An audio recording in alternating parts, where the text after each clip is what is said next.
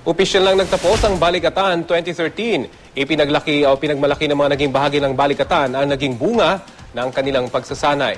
May ulat on the spot si Mark Salazar. Mark? Rafi, ang presensya raw ng Amerika dito sa Pilipinas sa pamamagitan nga ng Balikatan ay paniniguro raw nila na meron tayong masasandigan sa oras sa pumutok yung giyera. Halimbawa, sa Korean Peninsula.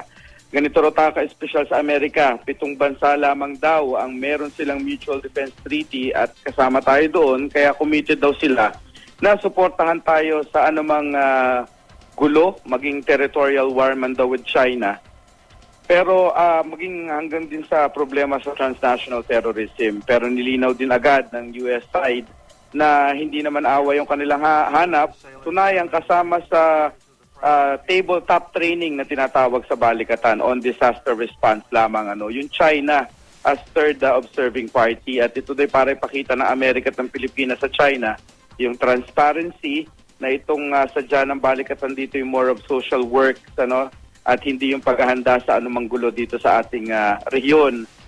Nagpapasalamat din ang Amerika kay Pangulong Aquino at sa bansang Pilipinas sa pagkundina raw ng ating bansa sa Boston attack, at yan ay hinatid ni US Embassy Chargé d'Affaires na si Brian Goldbeck sa kanyang talumpati kanina sa 29th Balikatan yung pagsasara sa Camp Aguinaldo.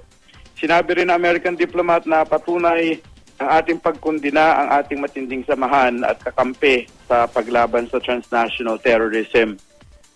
Ipinagmamalaki, Rafi, ng Balikatan ang mga ibinunga nito. 2 linggo lamang daw tumagal, pero yung kanilang combat interoperability ng sundalong Pilipino at ng Kano ay mas humusay daw, at libo-libong locals, most importantly, sa Zambales ang nakinabang daw ng mga civic programs sa mga sundalong Kano.